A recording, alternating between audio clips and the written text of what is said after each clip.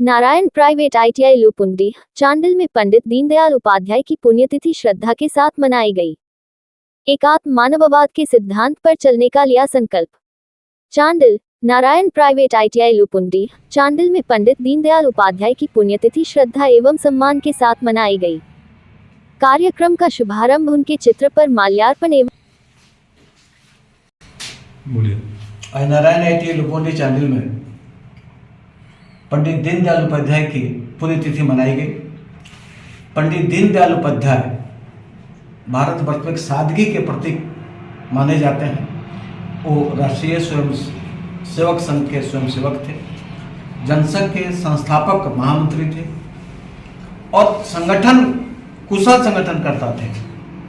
और एक साधारण परिवार में जन्मा व्यक्ति जिसको बचपन में ही माँ पिताजी का छाया उड़ जाता है, जो मामा के यहाँ उनका पालन पोषण होता है और उन लोग का भी ध्यान कुछ समय के बाद हो जाता है। पूरा जीवन संघर्ष करते रहे, लेकिन भारतवर्ष में उन्होंने जो एक आर्थिक विचारधारा को दिया, एकात्म मानववाद और अंत्योदय यानी अंतिम व्यक्ति का उत्थान और सभी की आत्मा एक है, दुख सुख खुशी सबका एक बराबर होता है।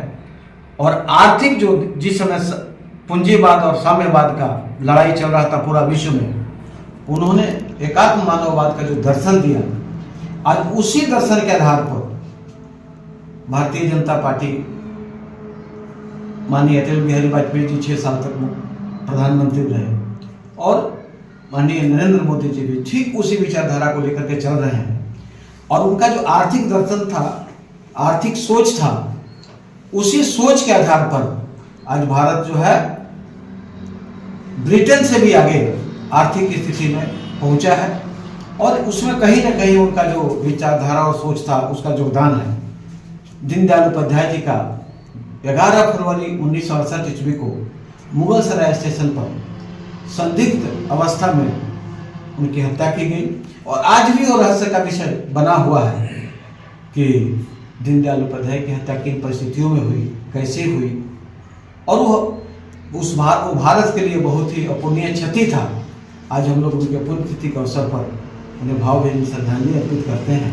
और दीनदयाल उपाध्याय जी की जब हत्या हुई थी तो वाजपेयी जी से लोगों ने पूछा था कि अब जनसंघ कैसे चलेगा, तो उन्होंने एक पंक्ति कहा था कि ठीक वैसे ही जैसे